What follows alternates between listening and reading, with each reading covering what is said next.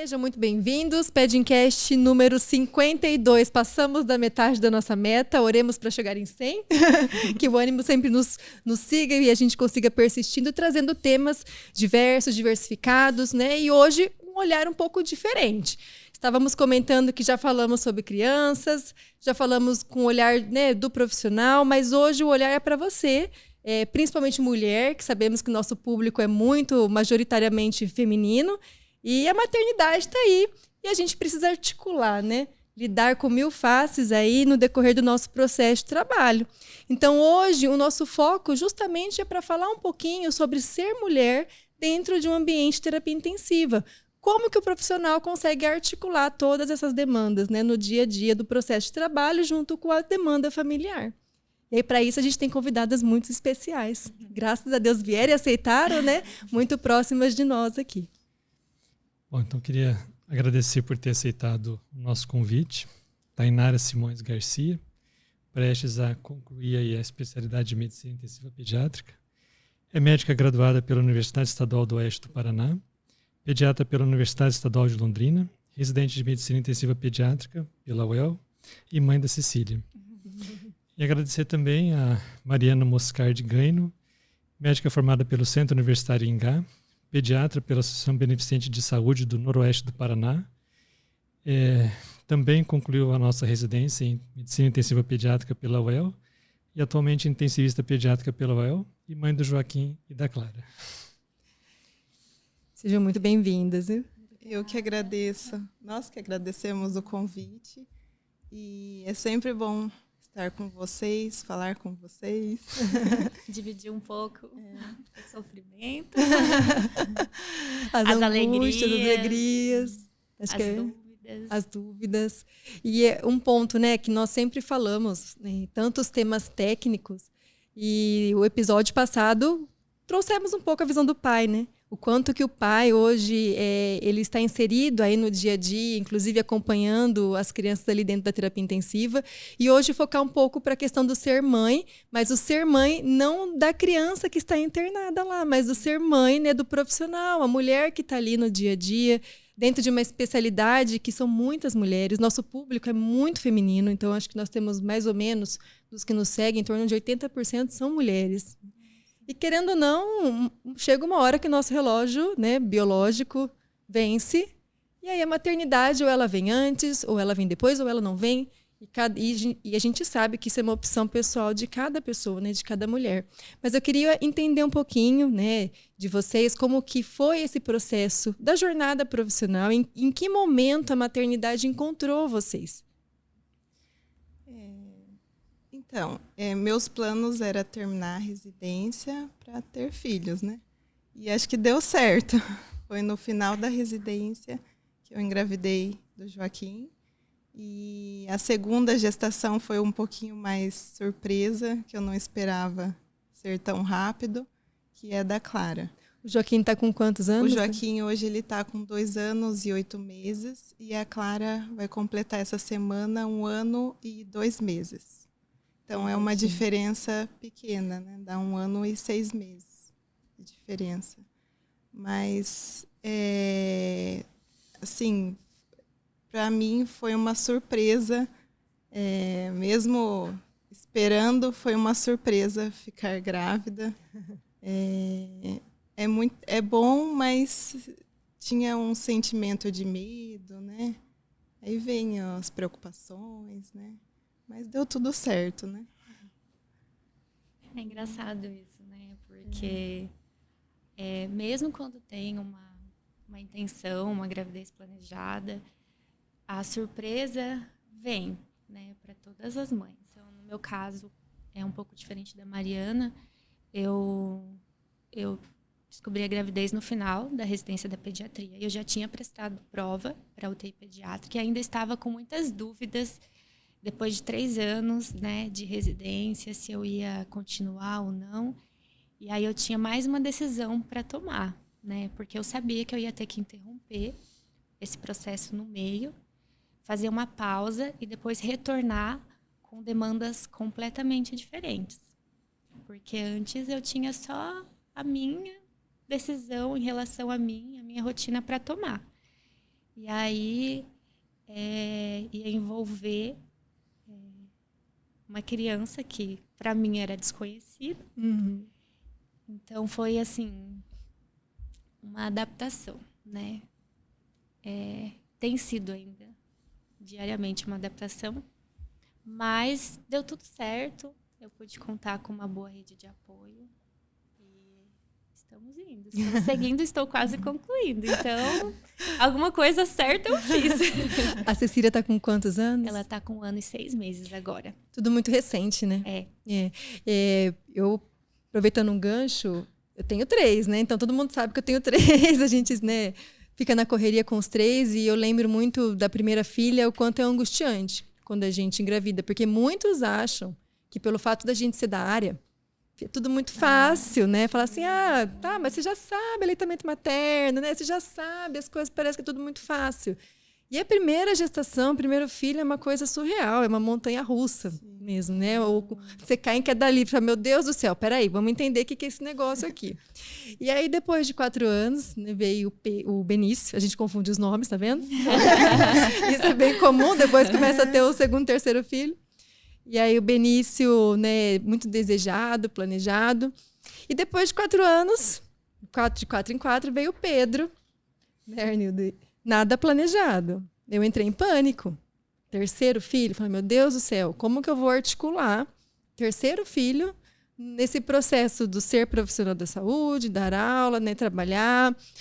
Até então, no 2º filho, minha mãe veio para cá para começar a nos ajudar aqui, a cuidar, porque aí você fica, mando para a escola, não mando para a escola, largo o emprego, não largo o emprego, o que a gente faz, né? E aí o Pedro veio nesse processo e a gente brinca, né? O 3º se cria sozinho. E eu tô confirmando realmente que a hipótese é essa, né, Arlindo? A gente vê que o 3º, ele é muito independente, assim, no seu processo. Não sei se é porque os irmãos, né, vão ajudando, a gente tá mais tranquilo e o 3º vai. E aí, esse processo da gestação é um processo muito prazeroso, mas, ao mesmo tempo, a gente tem muita insegurança, muito medo, né? Por tudo que a gente vivencia. Vocês sentem assim também?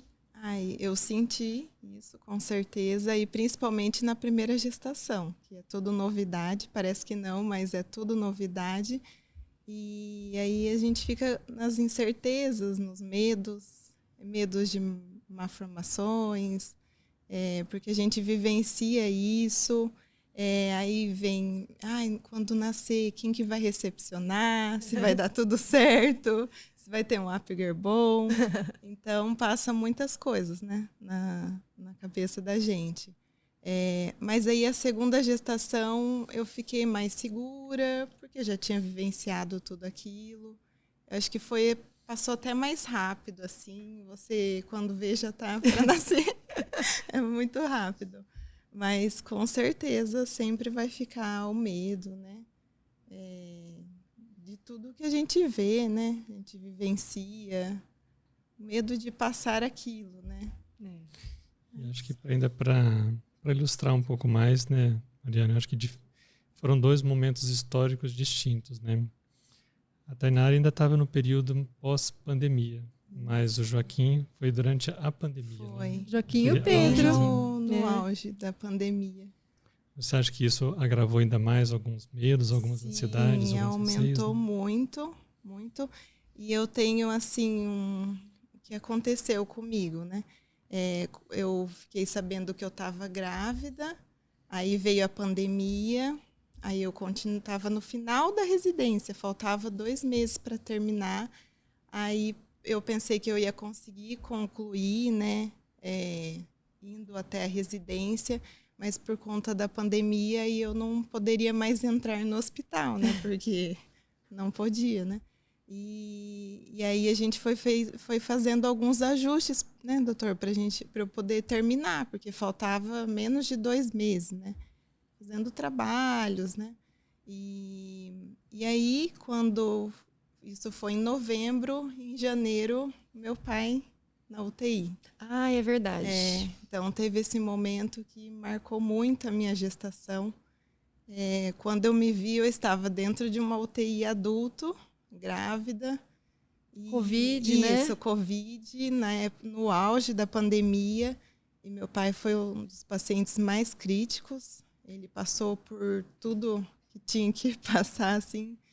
Então, e eu ali, vivenciando o lado família, né? Eu passei... Não foi fácil, né? Mas, assim, a gente venceu. Foi muito forte para mim. E quando eu me vi, quando eu saí, graças a Deus a gente saiu da UTI, né? Eu falo a gente porque eu fiquei ali, né? 32 dias. E grávida? Eu estava grávida, mas quando eu saí, que aí eu comecei a observar a minha barriga, né? Então foi muito forte esse período assim para mim. Acho que foi uma gestação bem intensa, marcante, assim. né? Mas depois deu tudo certo, né? E hoje eu tenho o prazer dele cuidar do Joaquim e da Clara, né? Que ele cuida muito deles. Que benção. E você, Tainara? Esse processo, né, das inseguranças da gestação, a gente sabe o quanto a gente cuida de criança crítica, né? E às vezes a gente fica realmente preocupada. Muitas coisas passam pela nossa cabeça. Quando dizem que a ignorância é uma bênção, às vezes é mesmo. Porque a gente se preocupa com coisa que habitualmente a mãe que está ali gestando, ela se preocupa com as roupinhas, com o enxoval, com a decoração do quartinho, né? E fazer coisa de porta de maternidade, essas coisas. E eu acredito que a Mariana tenha sido parecida. Nossas preocupações são voltadas para outras coisas, né? E um dos meus maiores medos, e assim, eu não entendo o motivo, na verdade, porque não tenho histórico na família, mas é prematuridade. Nossa, eu tinha muito, muito medo da Cecília vir prematura. E a gente vê a luta que é desses bebês muito pequenos, né? As consequências que a prematuridade traz. Eu tinha muito, muito medo dela vir muito pequena, assim, sabe? Então, quando ela passou dos 2 quilos, para mim, foi assim... Foi assim, um alívio, porque eu falei assim, agora, se ela vier antes do tempo, eu sei que ela está mais segura, sabe? E a gente está num ambiente que é um ambiente assim, muito estressante, né? Para quem está grávida, nossa cabeça já não é a mesma, o corpo não é o mesmo, as emoções são diferentes, né? A gente experimenta coisas que... Muita adrenalina. Né? A gente experimenta coisas que a gente não tem, porque... Dentro da UTI, por exemplo, a gente tem que ser muito calmo, concentrado. A gente tem que ser assertivo nas decisões. E na gravidez a gente fica um pouco confusa. Bastante.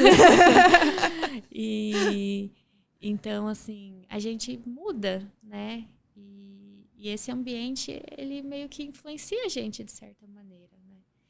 E aí vem junto... outras coisas também que a gente começa a pensar sobre o que pode dar errado, o que pode acontecer. A gente vê crianças em situações críticas, né? Vai mudando, assim, é uma transformação. E eu que acabei, assim, de certa forma, testemunhando essas 2 histórias, né? Foram momentos bem distintos, porque quando na época em que a Mariana ficou grávida do Joaquim, foi obrigada a se afastar. Ela não queria se afastar, mas ela precisou porque a CCH não permitia, né, que continuasse, né? Mas você já tinha vivido praticamente toda a residência, né? Tinha passado por todo aquele conhecimento. E a Tainara começou a residência sem poder se afastar, né? Então, assim, praticamente a gestação inteira dentro do ambiente de UTI, né? Então, eu imagino que são dificuldades diferentes mesmo, né? E, de fato, assim, acho que tudo isso acaba ajudando até na empatia, né? Hoje, por exemplo, eu vejo que a Tainara é uma das maiores defensoras das mães em puerpério. Eu defendo mesmo. Gente, vamos dar um desconto. Mas eu sou mesmo, doutor. Porque acho que elas merecem, né, né? alguém que defenda elas. E a gente assim, que só precisa de alguns dias, né? Daí passou alguns dias, tudo se equilibra. Vai se ajeitando. Eu sou testemunha. A gente, depois que o nenê sai, eu não sei o que acontece, né, gente? A gente sai fora do nosso corpo e parece que você não é você mesmo. Aí você não raciocina direito.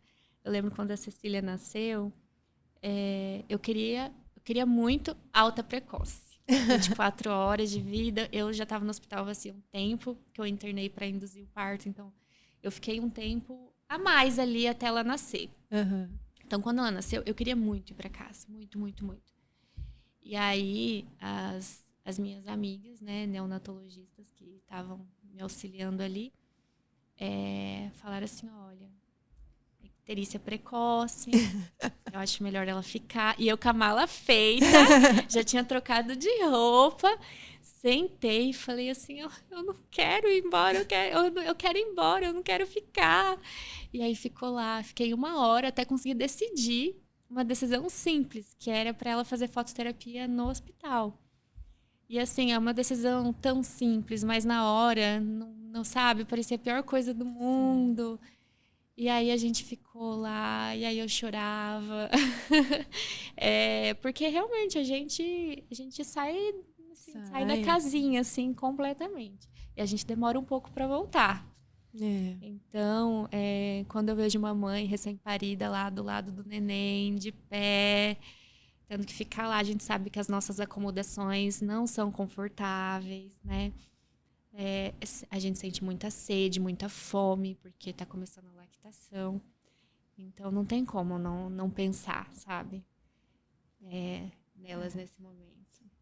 E no nosso caso, igual na segunda gestação, eu também queria ir embora o mais rápido possível, né? Porque tem mais alguém. Tem mais em casa. Tem outro bebê em casa, Sim, né? eu quero ir embora em 24 horas. Foi o que aconteceu comigo. Na segunda gestação, eu entrei em pânico. Eu queria ir embora logo. Deu certo, mas... A gente foi também, né? Nessas horas a gente fica assim, a gente não cumpre aquilo que a gente orienta. Isso, né? O Pedro, por exemplo, foi para casa sem ter diurese. A gente tava, mas... As 30 horas de vida que ele foi ter a primeira diurese dele. Ai, cada filho foi um infarto, gente. Porque... Ficou lá rezando, olhando na fralda de 5 em 5 minutos. Mas é muito... o Pedro e o Joaquim, quantos dias de diferença? 3 dias. 3 dias, né? Porque a gente ficou grávida, literalmente, foi junto. Então, o Joaquim nasceu primeiro, né? Foi, dia 4. Isso, e o Pedro foi dia 7. Né? Quando eu fui comunicar pro doutor Nildo que eu estava gestante, ele falou assim, a Flávia também. Eu falei assim, eu preciso conversar com ela. E a gente compartilhou alguns momentos, né? Foi, bastante. No nascimento, né? A gente compartilhou. A gente tinha um surto coletivo, assim. Eu surtava. É tão bom ter alguém na mesma vibe, né? Sim, foi bom. E cada filho... E é engraçado que às vezes a Mariana chegava, falava assim, olha, tá acontecendo isso, mas para mim cada filho foi de um jeito. É muito interessante, né? A Ana teve um jeito, o Benício, o outro, o Pedro é completamente diferente. E a personalidade, assim, já é desde bebezinho, e parece que a gente já vai percebendo a diferença entre eles, né? E, enfim, cada filho foi um infarto, né? A gente brinca, é claro, é uma delícia. Mas eu, por exemplo, o terceiro parto, eu tinha uma expectativa muito grande de ser parto normal. Meus 2 primeiros já tinham sido parto normal, só que eu tinha feito analgesia, né? E o terceiro eu falei, não, eu quero um parto normal, sem analgesia, não quero nada, eu quero sentir tudo, né? E fui com isso, falei, multípara, vou espirrar, o bebê vai nascer. Eu tinha certeza que isso ia acontecer, né? Vai dar certo. E realmente, do início do trabalho de parto para dilatação, foi tudo muito rápido. Só que aí ele não descia. E aí eu fiquei nessa de 10 centímetros, sei lá, umas 3 horas, assim, sabe? Aquela coisa aí, não descia. No fim, ele estava mal posicionado, tentando parto normal e indo para o centro cirúrgico, né? E aí, no fim, tive que fazer a cesárea. Mas o que o Arnildo aguentou do meu choro, porque era uma coisa que eu tinha idealizado. E a gente tem muito isso, né? Às vezes a gente constrói alguma coisa, constrói um castelo em várias situações, e a gente vê que, às vezes, poxa, tem situações que não dependem de nós, para tudo. Isso foi pro parto. Eu lembro que eu fiquei muito frustrada, porque eu fiquei assim, até desfigurada mesmo, porque eu passei por todo o processo do trabalho de parto normal, não deu certo, eu fui para cesárea. Gente, como dói a cesárea. Meu Deus, para mim, que eu já tinha tido a experiência de 2 partos anteriores, eu sofri demais com a cesárea. E aí depois tem um outro desafio, que é o aleitamento materno, né? Que a gente fala tanto. Eu vejo muito na pediatria, né? O aleitamento materno, mas... prática, né? Totalmente diferente. Totalmente. Que nem a minha experiência, primeiro filho foi, assim, um horror. E hoje a gente tem muitas opções na consultoria, né? Então, hoje a gente tem muitos profissionais que são consultores de aleitamento materno e isso avançou muito do primeiro filho, né? Então, a Ana, eu sofri muito com fissura. E o pessoal fala, mas você é enfermeira. Eu trabalhava em banco de leite. Eu falei, meu Deus, mas não consigo, sabe? Não ia, sangrou por um mês. Segundo filho foi mais tranquilo, mas o terceiro foi uma delícia. É onde a coisa ficou redondinha, né? Mas aí tá um ponto que é difícil. E a gente às vezes fala pouco, não é? Parece que é instintivo, né? Que a criança sabe nascendo sugar e a gente sabe, nasce sabendo amamentar, porque somos mulheres e somos feitas para isso, né? Mas, na verdade, não é nada instintivo, né? Existe uma técnica, né? Para isso, os profissionais que auxiliam são tão importantes. E, assim, passei a valorizá-las muito. E eu tive, sim, uma consultora que me ajudou muito e foi uma indicação de uma amiga que tinha passado por uma experiência de amamentação que não foi boa. E, assim, eu acho que de todas as minhas amigas que têm filho, eu acho que, assim, 90% partem para uma consultora. E a grande maioria são profissionais da saúde, assim, sabe? E, às vezes, precisa de fono, que ajuda. Né? Hoje tem o taping para fazer nos bebês, né? Tem o laser que você faz, que ajuda muito a diminuir a dor, a sensibilidade. Tá aí, né? Eu também tive dificuldade na amamentação nas 2 gravidezes. E quem me ajudou foi a consultora, com certeza. E fissura, tive que fazer laser. Foi, assim, questão de 7, 10 dias para conseguir amamentar, né? Não é assim, 2, 3 dias, né? Mas eu acho que é fundamental você, se possível, sair do hospital já com contato da consultora. Fazer o preparo, né? Pré-natal, né? Pré-natal. É muito importante. Porque vai precisar. Tem aquele slogan, né? Tem uma consultora para chamar de sua. Bem um caso. Porque tem todo um preparo. E o pessoal acaba achando que o fato da gente ser profissional da saúde, da área pediátrica, que tá tudo muito tranquilo, tá tudo muito fácil, que a gente sabe manejar, né? Mas se a gente olha pelo nosso lado, acho que todo mundo se descabela nesse momento. Porque é um pouco desesperador. Porque é um bebê chegando... Você tinha a sua rotina, o primeiro filho, então, você dormia, né? Você tinha o seu processo. Aí o bebê chega, tudo gira em torno do bebê. E é normal, e é assim mesmo. Só que a gente precisa entender como funciona tudo isso. E o amamentar, que às vezes é de hora em hora, de 2 em 2, 3 em 3, não tem um ritmo, né? E você fica realmente livre demanda. E aí eu penso, enquanto mulher, que a gente é acostumado a ter o nosso trabalho, né? Fazer plantão... Né? E de repente você se vê, não sei se vocês sentiram esse impacto, em casa, 24 horas por dia, né? De pijama. De coque. Cheirando leite, né? O tempo todo, né? Ou leite ou regurgitada, né? O tempo para todo. Tomar um banho, mas não dá. E eu não sei se vocês tiveram um pouco esse momento de pensar, meu Deus do céu, será que a minha rotina... Será que um dia vai voltar? Vai voltar? Normal? Será que é isso? Ou como eu tenho que me preparar? Porque é um impacto. Quando a gente fala que a vida realmente da mulher é antes e depois de ter filhos, isso é muito real, né? Às vezes o pessoal fala, mas tá corrido, tal, mas fala com olha pra mamãe, tem a dor dela, porque... É verdade. Não é? Eu senti que esse impacto desse pós-parto, tanto do primeiro, segundo e terceiro...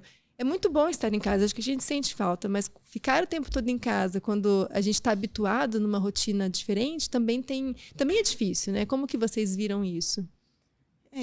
Eu ainda tenho dificuldade em lidar com tudo isso. Ainda mais agora eu estou com 2 bebês, né? A diferença deles são pequenas, então eles precisam de mim. Eu também ainda agora não tenho coragem de deixar eles. Estou amamentando a Clara também. E não sei, eu tenho vontade, mas não tenho coragem. Eu sei que agora poderia fazer um desmame, ela está com 1 ano e 2 meses, mas eu tenho medo também, por conta... eu fico com medo dela ficar doente. Ainda eu sempre estou no ambiente hospitalar, né? A gente fica nesses medos, são medos mesmo. E aí, só que eu também tenho vontade de trabalhar mais, de fazer o que eu gosto, né? Aí tem que pesar, né? Eu estou tentando dividir, agora ainda eu estou conseguindo dividir um pouco, né? Mas eu sei que vai chegar um momento que eu vou ter que pesar mais para um lado do que do outro. Só que assim, eu espero que eles vão estar um pouco maior, né? Então, aí acho que vai ficar mais fácil. E aí, né, como eles são bebês, são pequenos, é muito ciúmes, então tem que dar muita atenção para eles. A gente sente, né, no desenvolvimento, né, que igual o Joaquim, ele sentiu bastante quando a Clara nasceu. Então, isso foi bem forte para mim, para o Jeová. A gente sofreu junto com ele, então a gente tenta dar a maior atenção, né? Acho que, assim, ficou muito marcante quando eu cheguei do hospital com a Clara. E eu não vou esquecer o rosto dele, do Joaquim, quando ele viu a gente, o choro dele. Parecia que a gente tinha ficado, assim, uma semana longe dele. Foi, assim, desesperador o choro dele. E o Jeová também, a gente se emocionou muito. O Jeová foi pro quarto chorar, porque, assim, foi muito forte. Mas, assim, agora a gente percebe o amor, tá construindo, né? De o irmãos, amor né? de irmãos, é uma belezinha, né? Tem os ciúmes, tem as brigas, mas você vê que tá construindo a preocupação. Eu vou sair com ele, ele quer que a irmã esteja junto, né? Mamãe, e a bebê?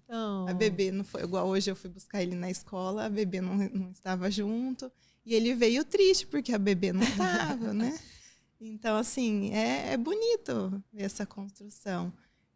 Mas a questão do trabalho pega bastante, assim. Mas agora ainda eu estou conseguindo conciliar, né? Mas, assim, eu tenho vontade, sim, de trabalhar mais, de estar lá na UTI. Tanto quando eu vou lá, parece que passa muito rápido a hora e eu tento ficar, assim, atenta em tudo, né? Porque eu gosto disso, né? Então, é isso. É uma maneira de desligar, né? Quando a gente isso. tá lá. Porque, assim... sai da rotina, né? Você foca em outras coisas. Pra mente... Para mim é bom, assim, não pensar em outras coisas também. Não só, o que vai jantar e não tá comendo isso, tem que ir no mercado, tem que preparar isso, porque ainda, né, é uma fase que criança tem muita restrição, né? Tem que ser tudo preparado em casa. Então, é uma maneira de você pensar. E assim, é um tempo, é quase que de lazer. É uma demanda muito grande, né? Eles precisam de muita atenção. Então, você tem que estar mudando ali, distraindo eles, né? E agora, para mim, a escola foi fundamental para o Joaquim. A gente está em adaptação ainda, não consegui deixar ele todos os dias. Ele está sentindo, mas acho que está perto para ele todo dia na escola. Mas agora eu sinto que ele está começando a gostar da escola. Então, eu também estou ficando mais segura. Eu tive o privilégio de acompanhar ele 2 meses. Acompanhei para ver a rotina, para ver como que funciona, né? Que eu não tinha noção nenhuma de como que era o lado da escola, né? Mas é muito importante para o desenvolvimento. E eu achei que foi muito legal, assim, está sendo. E agora a Clara, eu acho que ela vai ir para a escolinha mais cedo, né? Que aí o segundo a gente fica mais segura, né? De ir mais rápido para a escola, né? E até pensando na questão do retorno, né? Porque muita gente sempre tem essa angústia, né? Do afastar e depois retornar às atividades. Também acho que foram momentos distintos, né? Porque a Mariana, principalmente na segunda gestação, já trabalhava, já tinha vínculo, já tinha uma rotina de plantões e de repente ter que parar com tudo e voltar depois para os plantões. E a Tainara teve um desafio diferente, né? Que foi voltar para a residência, onde você tem horário, onde você tem uma carga horária para cumprir, não tem muita flexibilidade para escolher, né? Então, assim, tem que voltar para continuar fazendo o que fazia antes. Então eu vejo que às vezes voltar para uma atividade difícil, como é a residência, assim, trabalhosa, de carga horária para cumprir, também deve ter sido um desafio, né? Foi. Mas assim, o que fez eu continuar e era ter tempo para me preparar para isso. Então eu comecei a residência e sabia que eu ia parar. O plano inicial era parar 4 meses e me dedicar 100% para ela. Porque eu sabia que quando eu voltasse ia ser assim um choque para ela, porque ela era acostumada comigo o tempo inteiro e de repente eu ia ficar fora várias horas e por um bebê, né? Eu não sei o que ia passar pela cabeça dela, né? Assim, minha mãe some várias horas e volta. E então quando foi dando os 4 meses, eu falei assim, não, eu preciso de mais tempo. Aí a gente conversou, né, doutor, para prorrogar para minha licença para 6 meses. E assim, eu acho que foi a melhor coisa que eu fiz, porque eu tinha muito medo de perder os primeiros momentos, sabe? Primeira filha, e eu já ia deixar os cuidados de pessoas que eu confio, mas assim, eu poderia perder a primeira palavrinha, o primeiro passinho, a introdução alimentar, assim, ia deixar tudo para outra pessoa fazer. Terceirizar, né? Exato. E eu me sentia assim muito mal por isso. Então, assim, eu fiz tudo o que eu queria fazer com ela nesses 6 meses, assim, sabe? Para eu voltar sem aquela sensação de que deixei de fazer algo, poderia ter feito mais, sabe? Então, quando eu voltei, eu sabia que eu ia voltar numa rotina pesada, né? E ainda tinha que sair para amamentar, né? Saía na hora do almoço, ia para casa, amamentava, voltava. E foi assim por mais 6 meses, né? Saindo, no horário de almoço, saía para amamentar, voltava. E às vezes a gente consegue sair na hora, tem dia que a gente não consegue sair na hora. Eu chegava em casa, ela dormindo. Aí, assim, sabe? Podia ser, né, diferente, mas a gente tem que fazer escolhas, né? E aí a gente vai indo, vai se adaptando, né? Tem dias que são melhores, tem dias que são difíceis. Dormir, né? Teve uma fase que ela acordava muito e eu chegava parecendo um zumbi na residência para fazer as coisas e assim. E foi indo, sabe? E assim, tá quase acabando. Então, aí eu penso assim, ainda bem que eu tracei um objetivo e consegui seguir assim, e consegui pegar os primeiros passinhos, consegui ver a primeira palavrinha dela. Então, não perdi momentos, assim, sabe? Me passa um filme ouvindo vocês falarem nos meus 3 momentos. E cada momento foi muito diferente. Então, por exemplo, a Ana, eu tive licença maternidade de 4 meses na época, né? E aí eu lembro que aí emendava com um pouco de férias que eu tinha, dava 5 e não conseguia completar o 6º. E aí eu saía de licença maternidade antes, porque a expectativa do parto normal, né? Você não sabe quando vem e de repente atrasa, e nisso você já perdeu 1 mês da sua licença. E o retornar sempre foi um sofrimento absurdo. Primeiro, a gente sempre fala que quer dar o aleitamento materno exclusivo até o 6º mês. Aí quando você se vê tendo que retornar com 4, com 3, né? A gente, né, sabe que alguns profissionais até atualmente do hospital, que está em ritmo de chamamento, né? Um vínculo difícil. Então, se trabalha, recebe. Se não trabalha, não recebe. E às vezes tem que voltar muito cedo. O quanto é difícil esse processo do retornar, porque a gente já começa a se culpar. Poxa, eu tenho leite, tá? Então agora vamos ter que tirar leite. Aí vem a rotina da ordenha, que é um processo muito difícil. Aí você volta para um plantão. Só que o seu corpo, você pensou na criança, o leite desce, né? Dá o horário do mamar, o leite desce. E você, cadê o nenê? Né? E tá no plantão. E quantas vezes eu falava para o Arnildo, eu preciso, traz o neném aqui. Quando eu retornei, né? Eu preciso dar mamar. E o Arnildo às vezes levava, eu ia para o estacionamento dar mamar, ou ele levava ele num cantinho lá, eu dava mamar para esvaziar, porque eu não aguentava de dor, né? E o quanto esse processo do retorno ele é sofrido. Por mais que a gente sabe que é uma fase, que passa muito rápido. Quando a gente está vivenciando, parece que demora, né? Você fala, meu Deus, o que vai ser de mim? Será que eu vou voltar a fazer o que eu fazia? Será que quem eu sou, né? Agora eu sou mãe, mas eu também sou mulher, eu também, né, sou profissional. Quem eu sou agora? Eu preciso entender quem eu sou. E esse retorno ele é muito difícil, né? A gente se culpa o tempo todo. E isso é uma coisa que não pode acontecer. A gente não nasce, não é aquela história, nasce uma mãe, nasce uma culpada, né? A gente brinca, mas não é para ser assim. Na realidade, sabemos que enquanto mulher, acho que a sociedade hoje avançou, as mulheres estão aí, elas são trabalhadoras, precisam trabalhar, né? Então muitas são rimo de família, né? Então é ela que banca, precisa disso. Então a gente tem que entender que esses retornos eles são muito difíceis e o quanto é importante que o serviço acolha essa mulher que vai voltar. Tem que ter flexibilidade. Por mais que fale, mas são 6 meses de licença maternidade, é pouco. É pouco para uma mãe que está em aleitamento materno exclusivo, que está acompanhando esse processo. A gente sabe que há países que a licença é de 1 ano até 2 anos.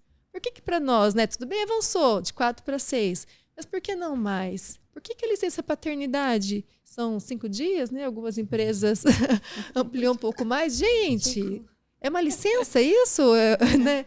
Você fica... É muito, muito louco isso, porque a gente precisa da nossa rede de apoio, seja, às vezes, um companheiro ou não um companheiro, mas a gente tem que ter uma rede de apoio.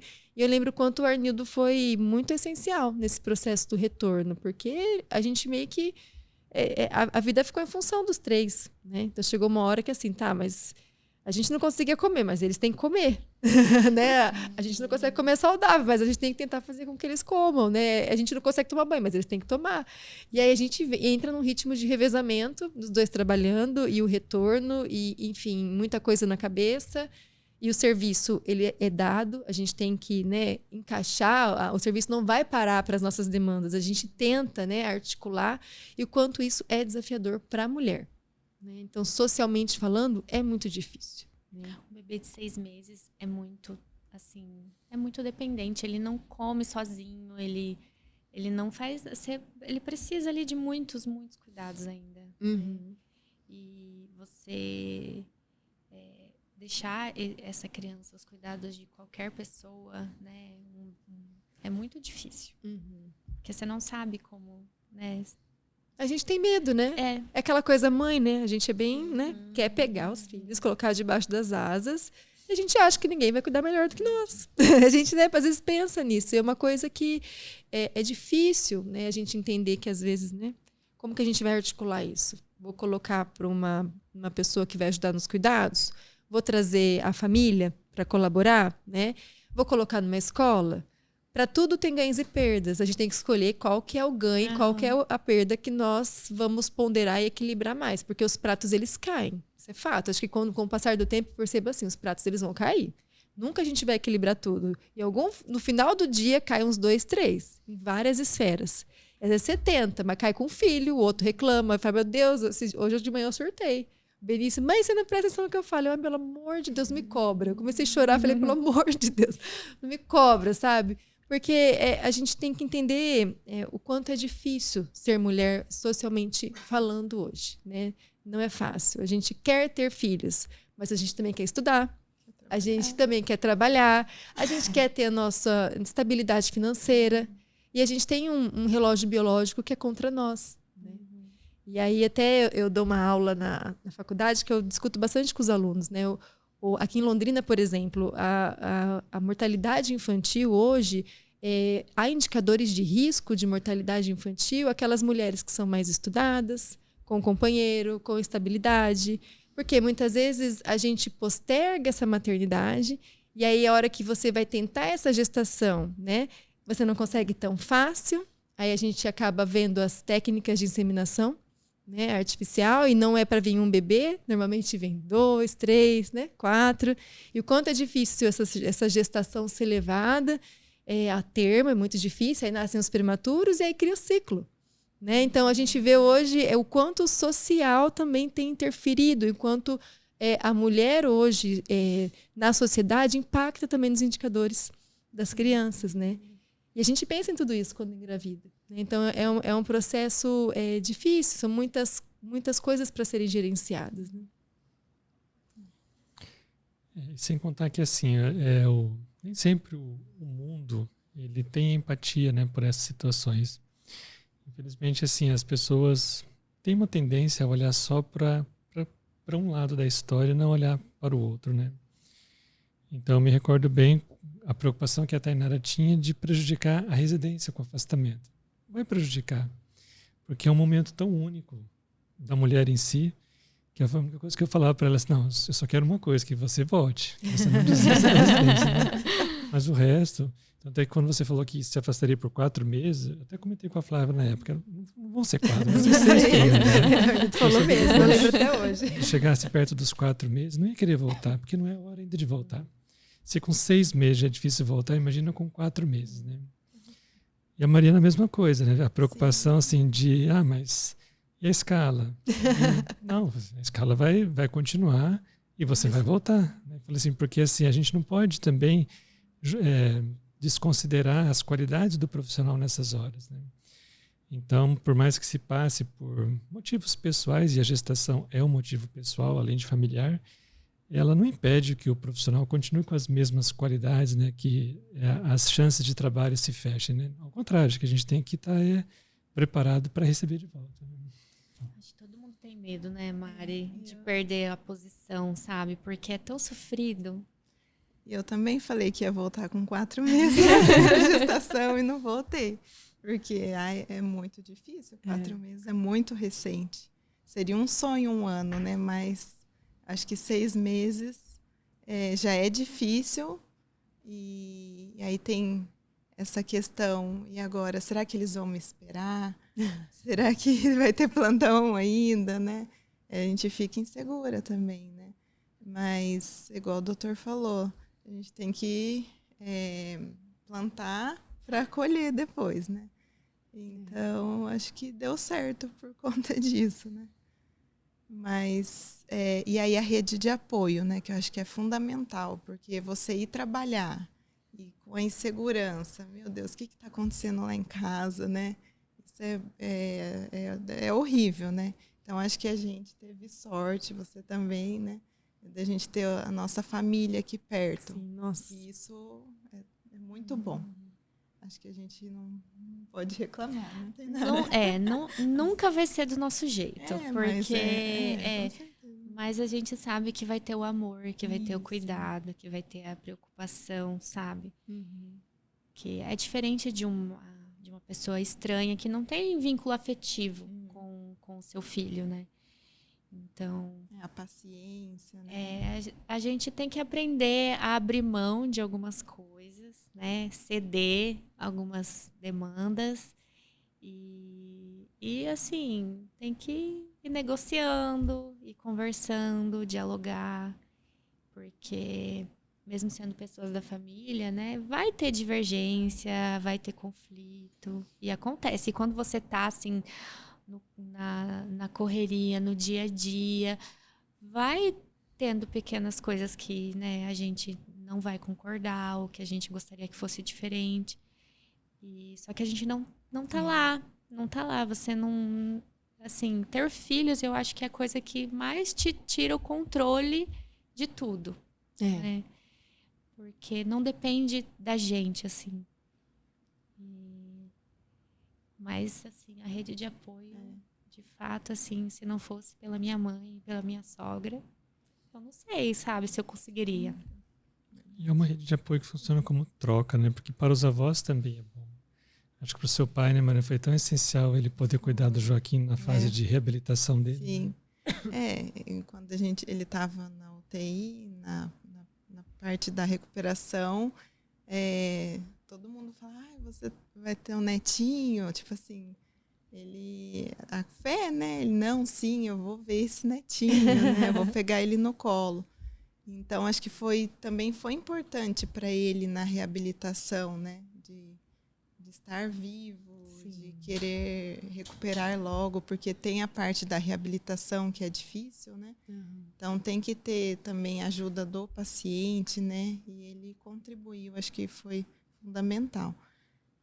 Mas a gente sempre lembra, eu sempre me passa um filme quando eu entro no HU, eu vou entrando naqueles corredores, Aí eu lembro desses episódios que eu vivenciei, assim, com certeza com gratidão, porque não foi fácil. Mas a gente venceu, né? E nada como um dia depois do outro, né? Sim. As coisas, os sentimentos vão se organizando, né? Ainda é muito forte. Muito forte. Porque, assim, estar do lado da família é muito difícil. Às vezes a posição ali na cama te incomoda e você não consegue ajeitar o paciente, você tem que pedir ajuda para alguém. Então, os detalhes que antes eu não enxergava e hoje eu consigo enxergar. Se olhar para a mãe e falar assim, nossa, o que está passando na cabeça dessa mãe, né? Passa um filme.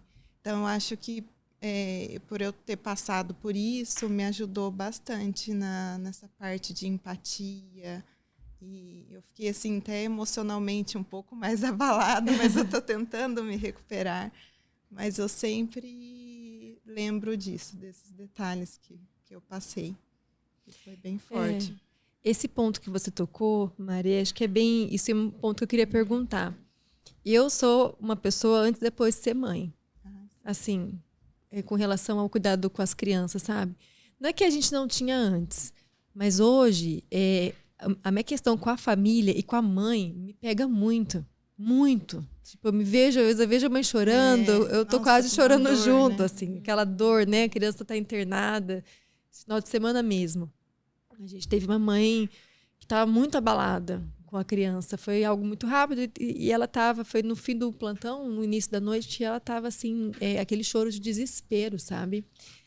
E ela estava aquela mãe que tudo questionava, né? Porque a criança estava bem, de repente está cheia de dispositivo, cheia de coisa, e ela estava angustiada.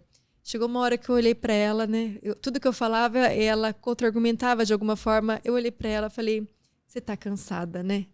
Ela olhou, ela desabou. Aí eu abracei essa mulher. E ela chorou. E ela chorou. E ela chorou e eu chorei junto. Sabe? E essa questão de entender, né, o quanto a família e a mãe está fragilizada. Porque hoje, sendo mãe, eu fico pensando, e se fosse um filho meu ali? Gente, como que ele dá? Eu não consigo nem imaginar um negócio desse. Eu falo para Deus, eu vou cuidar muito bem dessas mães, né? Para Deus nunca precisar fazer com que a gente passe por esse lado para enxergar essas coisas, porque a gente até fala, nós não sabemos o que eles sentem. E a gente não quer sentir isso, né? Mas que a gente consiga ter esse olhar diferenciado para essa família, para o pai. Mas eu falo enquanto mãe, né? Para a mãe, que está ali, é um pedaço dela, né? E depois que eu virei mãe, eu enxerguei muito isso. O filho que está ali é um pedaço dela. Um filho que morre é um pedaço dela que foi embora para sempre. Então, essa minha visão da maternidade, antes e depois de ser mãe, é bem aquela coisa, será que está com frio? Né? Será que, né? Por que tá chorando? Põe a mão no pezinho. Ai, que pezinho gelado. Ai, não tem uma meinha para pôr nesse pé. A gente vai para um olhar maternal, né? Eu me vi muito assim, essa modificação desse meu perfil de cuidar. E é interessante que não é que a gente não cuidava, não é isso, né? Às vezes o profissional que não tem filho, mas a gente cuida muito, não é isso, cuida bem mesmo. Mas depois que vem o nosso filho, é um olhar diferente. E eu senti esse impacto comigo. Para mim foi muito diferente. E para vocês também? Então, Flávia, hoje eu passei por essa situação, que foi ter que conversar com uma mãe, né, explicar o que estava acontecendo, que não eram notícias boas. E aí, no final, espontaneamente, eu falei, eu posso te dar um abraço? Porque estava doendo em mim também, né? Com certeza a dor dela é muito maior. Mas aí eu pedi, eu posso te dar um abraço? Aí a gente se abraçou e acho que ela me agradeceu, tudo. Mas, assim, foi espontâneo mesmo. Eu precisava disso. Às vezes a gente precisa para nós, né? Esse abraço. Foi importante para mim. Parecia que estava faltando alguma coisa. Uhum. E um desafio na residência, né, Mari? Acho que um dos grandes desafios é como a gente lida com isso no dia a dia, né? Até a gente estava comentando com relação aos desempenhos. Muitas vezes o pessoal entra na expectativa de fazer muitos procedimentos invasivos, né? E aí quando entra lá percebe que isso é um detalhe do que é, né? a UTI? E isso aconteceu comigo, porque eu entrei toda empolgada. Eu quero entubar, eu quero aprender a entubar, eu quero aprender a passar o acesso venoso central. E aí teve um episódio bem no início que eu não esqueço a fala do Dr. Arnildo, que quando a gente foi conversar com a família, não era notícia boa, né? Aí no final ele falou assim para mim: Mariana, é fácil é passar o duplo lumen, a intubação. O difícil é isso daqui, é conversar com a família.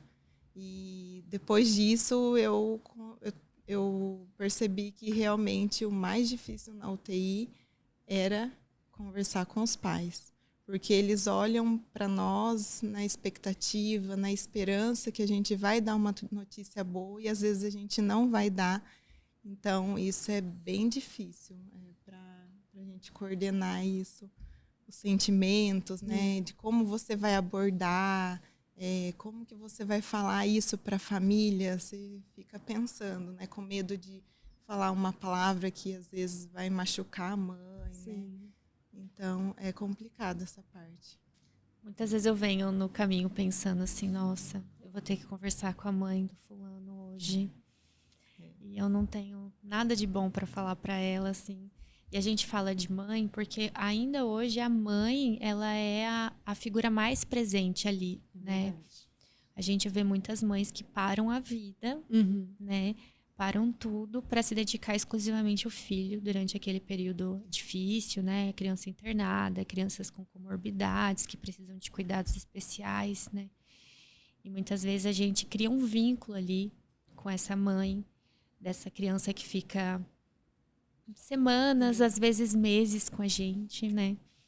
E muitas vezes, assim, né? Você pega um carinho, assim, não só pelo paciente, mas por aquela mãe. Então, quando a gente vai ter que falar uma coisa, uma notícia não tão boa, resultados de exames, a gente vê que elas estão ali na porta, assim, aflita, esperando o momento, né, da gente falar o resultado do exame.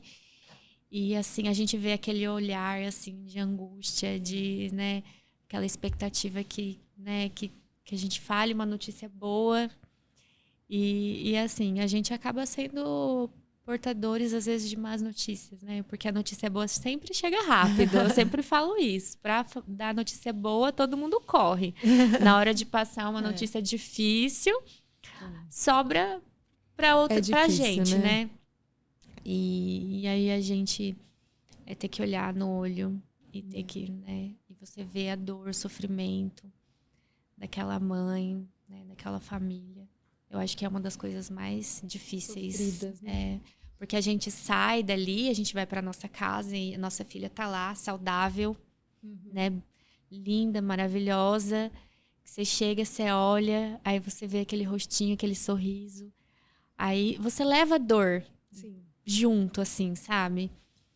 E aí você chega, aí eu chego, abraço ela assim, eu falo, ai... Tá aqui, fica um pouquinho aqui fica aqui um pouquinho, É. Fica um pouquinho. E assim a gente vai levando. Um outro... Pensando aqui, né? Eu já passei por muitas situações e eu imagino que talvez vocês também. A gente chegar e ter uma criança que é a cara do nosso filho. Não sei vocês. Minha filha é japonesa, então isso não acontece com frequência. Gente, mas eu olho assim, isso acontece com muita frequência. Eu olho e falo, pode nem parecer tanto, mas o jeito que tá deitadinho, né? Às vezes, no nosso caso, a idade, magrelinho, o tamanho, a idade, né? a cor do cabelo. Fala, meu Deus, quantas e quantas vezes a gente estava de plantão, né? A gente fala, meu Deus, parece o Benício. Meu Deus, parece o Pedro. Aí você fica aquela coisa, né? Você olha assim, parece que... Eu tive que trabalhar isso muitas vezes, de não trazer a imagem do meu filho para algumas crianças, porque pareciam muito fisicamente, né? E aí fica aquele equilíbrio, tá? Até onde eu consigo dividir a minha dor da dor do outro, né? E é um limite que não é preciso, muito pelo contrário, é aquela coisa assim, a gente vai se envolvendo com a situação e quando a gente vê, a gente se mergulha nessa cena. E tem esse lado do profissional da autodefesa, né? Então a gente tem que entender até onde ir também com tudo isso. Como é difícil separar isso. Separar, né? Nossa, é muito... Não sei se é possível separar. E desligar, às vezes você vai embora e você fica pensando, será que a criança ficou bem? Será que tá tudo bem? Eu falei assim, mas eu tenho que desligar, tem alguém cuidando lá, né? Mas como é difícil, né? Ser doutor, né, doutor? Assim, e mesmo não podendo falar da qualidade de mãe, a única coisa que eu te falo, mano, isso só vai piorar com o tempo. Né? Nossa. Porque eu, assim, eu falei recentemente, né? Como plantonista, estou prestes a completar 20 anos de UTI, né? E tem crianças que a gente não consegue se desligar delas. Né? Então, você está distante, você está pensando né, o que está acontecendo, o que você pode melhorar. E assim, mas eu fico até satisfeito de ouvir vocês falando dessa questão da empatia, né, de ver o lado da família e saber que realmente assim o bom intensivista envolve isso também. Envolve a gente ter esse lado de humanização, né, esse lado de saber acolher a família, de saber falar com a família. A Tainara mesmo está passando por uma situação nesses últimos dias, que é uma das situações mais difíceis dentro de uma UTI, e o quanto que a família confia em você. O quanto que assim, eles esperam para poder conversar com você. Porque isso foi um vínculo que foi sendo construído ali ao longo do tempo. E esse lado nos torna melhor profissionais. Né?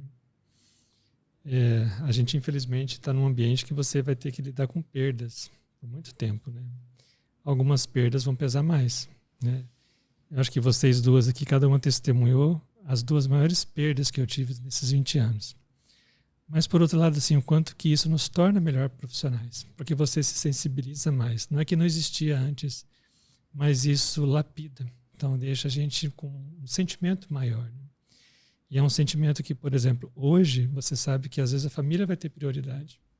Então, tem horas que você tem que deixar de fazer o que você iria fazer, porque vai chegar uma família que vai ter que receber uma notícia. Então, naquela hora, eles são prioridades.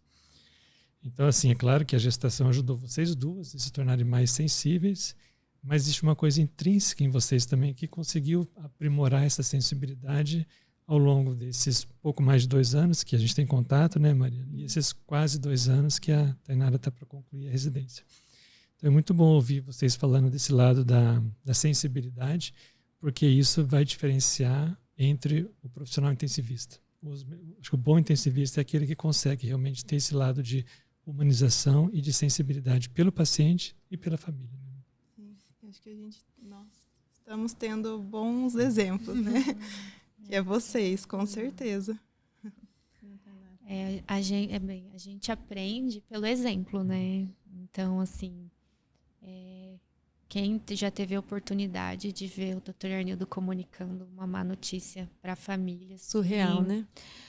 É uma habilidade que, assim, igual o doutor falou, a gente aprimora com o passar do tempo, mas tem que ser uma coisa que é natural para a pessoa, né? Senão não consegue evoluir naquilo, né?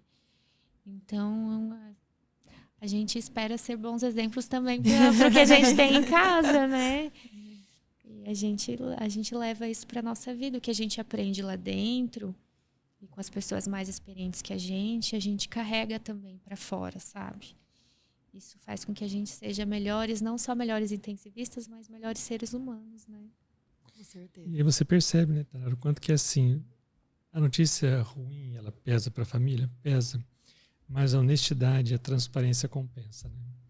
Então, muitas vezes eles sabem que estão ali recebendo uma má notícia, uma notícia ruim, mas estão recebendo uma notícia verdadeira, sem omissões, sem falsas esperanças, né? Então, isso também tem valor. E, no fim, a família sai agradecida, mesmo com uma notícia tão pesada e tão desfavorável. Né? E um outro ponto que envolve toda essa dinâmica nossa é a questão da gente, às vezes, ter que trabalhar com um filho nosso doente em casa. Né? Tem esse lado também. Por exemplo, hoje, nosso Pedro, né, acordou ontem, começou a vomitar, hoje fez 38. E ainda o Arnildo falando, a gente tem o dia inteiro, né, rede de apoio, né, minha mãe ajudando, olhando, mas, por exemplo, hoje é um exemplo de que tem um bebê, sempre é o nosso bebê, ele já está com 2 anos e meio, mas é o nosso bebê, em casa doente e em outras muitas situações, né, tem que ir para o plantão, você assume o plantão, não tem quem faça, e aí você vai cuidar das crianças que não estão bem, mas o seu não está bem em casa. E tem esse outro lado. Você fala, meu Deus, a gente tem que ir, centrar a cabeça, mas a cabeça não fica ali, né? Fica uma mistura de que eu tenho que cuidar, mas o meu está em casa e não sou eu que estou cuidando. dá um mix de sentimento também, né? E a criança ela não avisa que ela vai ficar doente, né? Exatamente. Então você acorda às vezes 5 horas da manhã, não tá legal. Aí já manda mensagem, né, doutor? Ai, doutor, Cecília fez febre. Aconteceu? Acho que aconteceu umas 2 vezes já. E aí você espera perceber que as coisas vão ficar bem para conseguir voltar. Né? Mas assim, você tem tudo programado para o seu dia, né? Você se antecipou, se organizou, mas a criança não leu o cronograma, claramente. Nem segue, né? Não, nenhum cronograma. E aí você se vê assim no momento de que não vai funcionar, aquele dia não vai funcionar como você planejou. Então você tem que voltar, volte 2 casas, aí volta, reorganiza a casa, e aí você vê que vai ficar tudo bem, aí você consegue seguir. Mas, assim, é muito comum, né? As mães lá no grupo. Ah, gente, meu filho tá com febre, alguém pode fazer meu plantão? E você tem que contar com os colegas, exatamente. né? E a gente não consegue desmarcar uma agenda, né? Exato. A gente tem que ir pro plantão, alguém tem que ir pro plantão. Aí você tem Plantão que procurar difícil, né? alguém que possa te ajudar, né? E às vezes não vai ter, porque todo mundo tem seus compromissos, né? De última hora é difícil. Então, acho que para nós, intensivistas, é complicado a questão do plantão. É um compromisso inadiável. Exato. Né? Você, assim... alguém pode tem que faltar, ir. né? A área da tem saúde que não ir. para, né, gente? As crianças estão lá, alguém tem que cuidar. Alguém tem que cobrir. Né? Exatamente. Acho que essa parte é difícil também. É difícil e eu percebo que talvez seja um ponto, né, que muitos profissionais, mulheres, acabam optando por uma outra especialidade. Né? A medicina intensiva, pediátrica, assim, não só, acho que para as diversas profissões, né, voltado para o intensivismo. Muitas vezes a pessoa repensa, será que eu quero viver de plantão? Né? Será que eu não vou conseguir gerenciar algumas coisas? O quanto realmente a especialidade também precisa de mais pessoas, mas o que a especialidade cobra também afasta as pessoas. Né? Aí, quem vai buscar a criança na escola, né? O plantão acaba às 7h30. Não, aqui rola muita ajuda, né, gente? Gente, vocês não têm noção, mas aqui rola muita ajuda. O plantão picado. 3, né? Não, hoje, por exemplo, como que foi de manhã, tava o Ornildo, né? Aí à tarde, eu fiz. a Mari, Aí depois ele rendeu. Aí ele aí depois ele voltou para ficar meia hora, né? Você chegou mais Aí cedo. a Maria Cecília chegou mais cedo. Sim. Então, gente, se um... tem que ter ajuda. Né? Tem que ter ajuda. Se um não ajuda o outro, aí fica, mas eu consegui buscar o Pedro. E mesmo assim, eu lá na enfermaria, eu não vou conseguir sair para buscar o Pedro. E o Arnildo, não, eu tenho que ficar a meia hora do gap para ficar, não tem horário da escola também, não vou conseguir pegar o Pedro aí. Mãe, você pega o Pedro hoje, né? E a gente socorre e vai para a rede de apoio, né? Por isso que é tão importante. A gente precisa se ajudar, né? Nesse processo. Ajuda. É muito bom. E é uma rede de apoio que depois ela se transfere para o hospital também, né? E eu vejo que a gente está vivendo esse momento de rede de apoio, né? Me sinto até um privilegiado, sabe? Porque quando eu assumi a residência, o primeiro residente que ficou sob minha responsabilidade foi o Fernando. Aí depois veio a Mariana com a Maria Cecília, aí veio a Tainara. E assim, o quanto que funciona hoje quase como uma família mesmo ali, né? Porque a gente consegue realmente ter uma ajuda mútua, um ajudando o outro, um cobrindo o outro, né? Então me sinto privilegiado de ficar meio que com os filhos por perto. Né? O Arnildo, ele é corujinha, né? Ele vai formando os residentes, mas tem que ficar perto dele, né? O quanto ele investe, eu vejo muito isso. E é bem essa percepção mesmo, né? Da família, de se ajudar. E vocês se ajudam muito. Isso é muito legal, né? Eu acho que a área da saúde o pessoal tem que se ajudar, né? Senão a gente não consegue. E não tem como não ter empatia, né? Quando o assunto é um filho nosso, né? Então, de novo, né? Apesar de não poder falar como mãe, quantas vezes de manhã, às vezes eu tô saindo de casa para ir pro plantão, o Pedro acorda, né? Bem na hora, Aí né? você olha lá, ele tá lá de pé, com o braço estendido, vai fazer o quê? Você vai deixar de pegar no colo? Não vai deixar, deu? Doutor Luiz, pode chegar às 17h. Chegar atrasada. A gente chega, né? Porque não tem jeito, né? Então, pede assim, mamar, aí fala, ai meu Deus, vamos lá, A gente né? nunca mais vai chegar na hora. Não, eu admito e assumo que, assim, eu sou uma pessoa atrasada agora.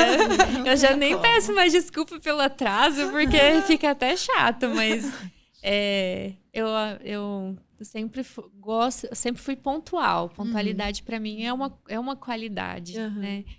Mas não tem como. Não tem como você sempre deixar sair, deixar chorando, sabe? E sem acalmar, pelo menos, né? Um pouquinho, sem né? explicar, porque a gente subestima muito o entendimento dos nossos filhos, né?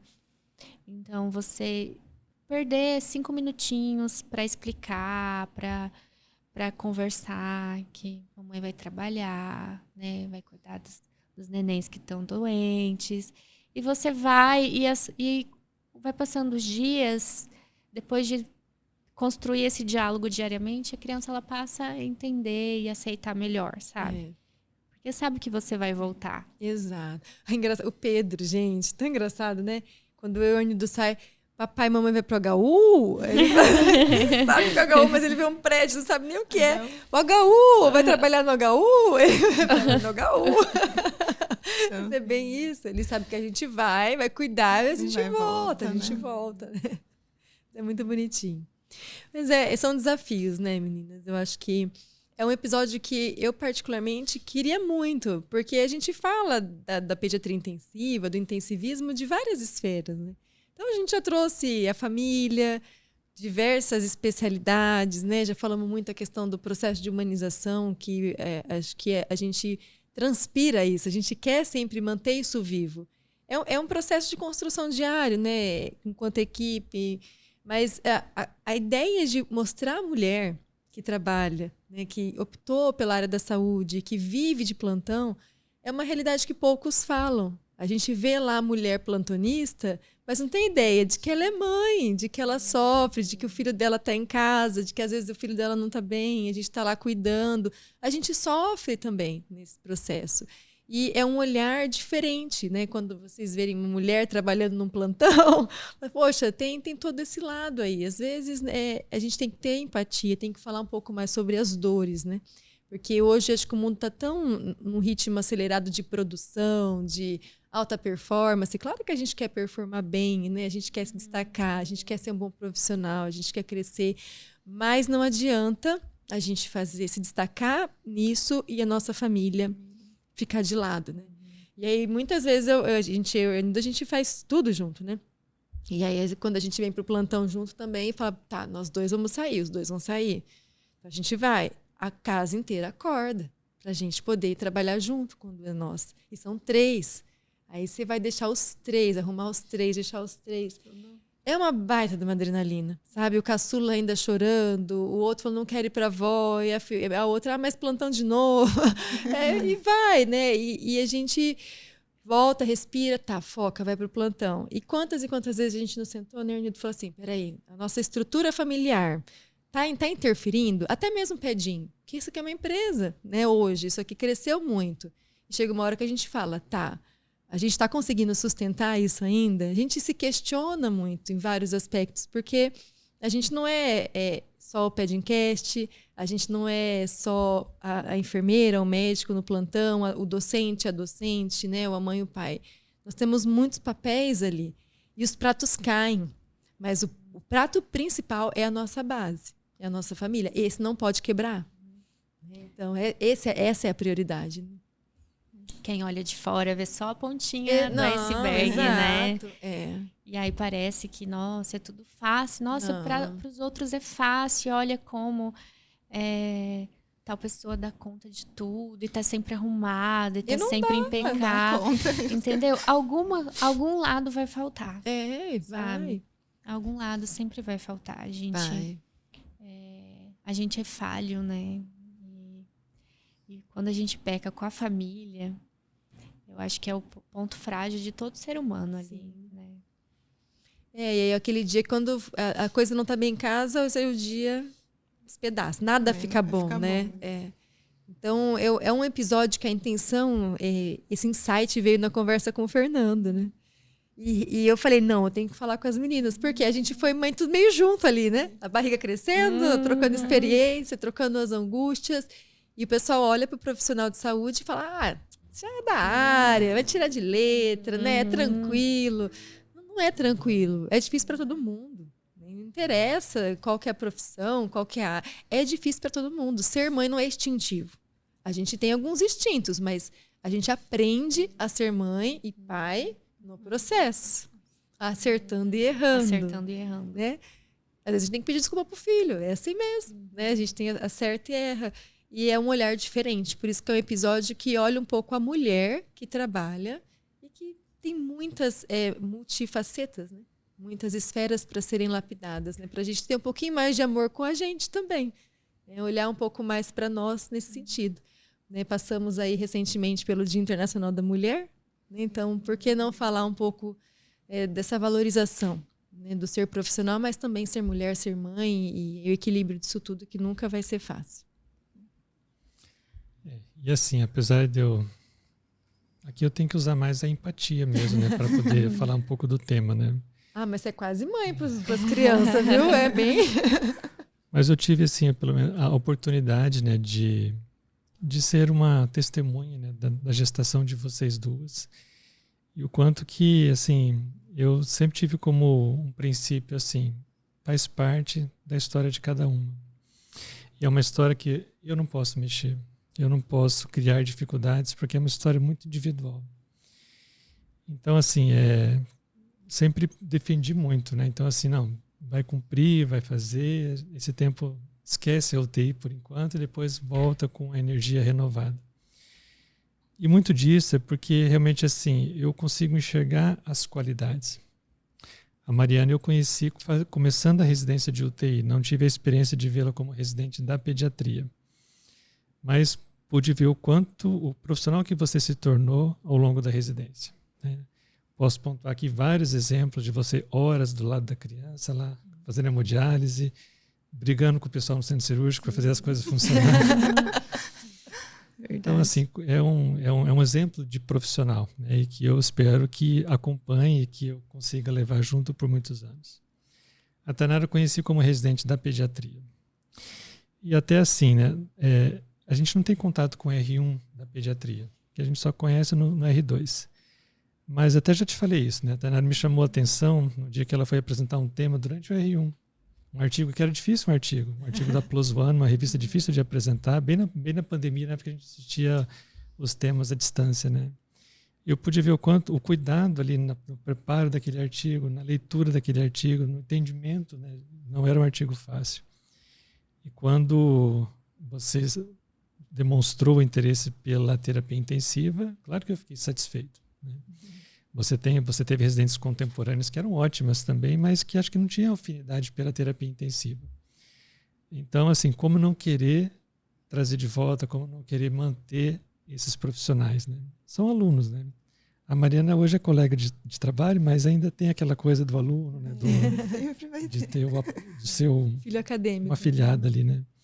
E a Tainara vivendo esse processo final. Então, independente do tempo que vocês precisariam para se cuidar e cuidar das crianças, né, nesse afastamento, para mim sempre foi primordial esse retorno. Um retorno que não é só voltar para acabar, é uma história que tem que continuar. Então eu fico muito agradecido de estar hoje conversando com vocês aqui, fora do ambiente hospitalar, fora do ambiente de UTI, né, que é tão pesado, né, mas barulho, a gente adora, né, aquele ambiente. Sem bombas apitando, né, monitores chamando. Mas eu, sim, me considero um privilegiado porque nessa oportunidade que eu tive de ser coordenador da residência, depois de uma era muito boa com a doutora Luísa, né, que para mim é um exemplo de profissional até hoje, eu falo que é minha guru, fonte de sabedoria inesgotável.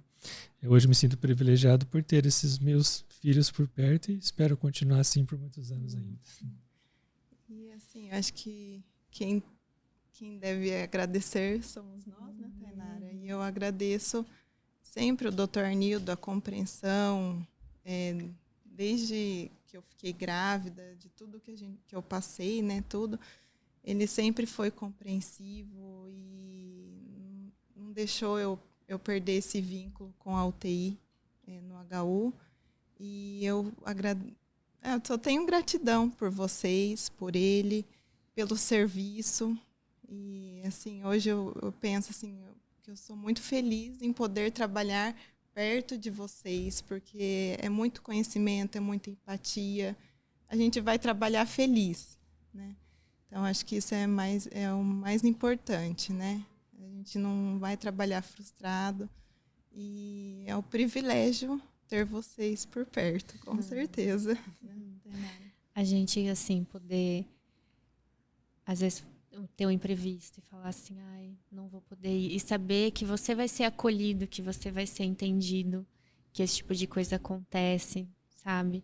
Deixa a gente mais tranquilo, né? Realmente um sentimento de gratidão muito grande. Eu lembro que o doutor sempre fala, a frase que eu mais ouvi na gravidez é: o importante é a neném. O importante é a neném. O importante é a neném. Né? Quando eu ficava aflita e angustiada, que, né, ia ter que... Teve um período que eu peguei um atestado, que eu me afastei. Né? Não, o importante é a neném.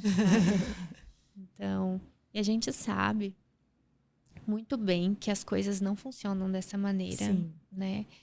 Que assim, essa sensibilidade, né, vindo, né, de um homem, né? A mulher, às vezes, nem sempre, mas às vezes tem, assim, né? Mas o homem que não passa pela gravidez em si, que é um momento difícil,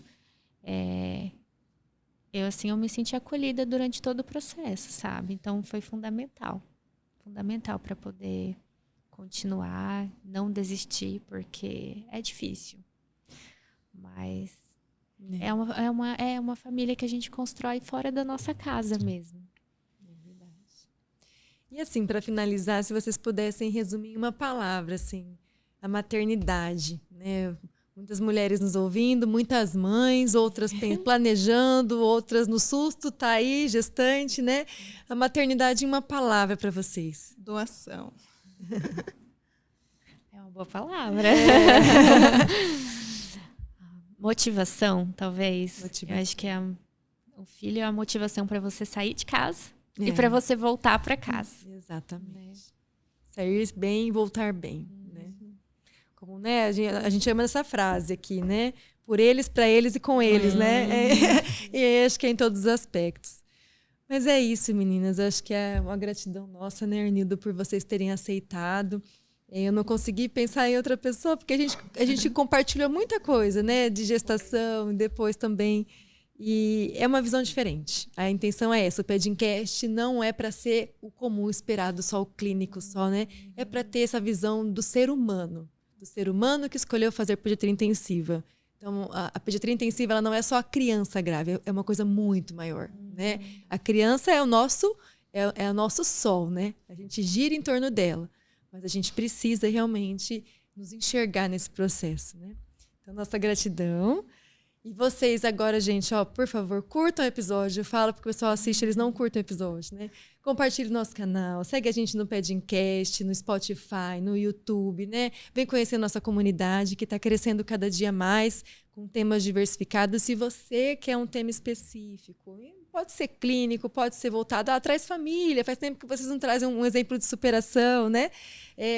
Fala com a gente, coloca aqui que a gente sempre vai tentar semanalmente aí chegar para os temas que são muito relevantes e que você quer assistir. Então não deixem de falar com a gente até para a gente saber que caminho tomar, né? Episódio 53 em breve, rumo ao 100. Muito obrigada. Imagina.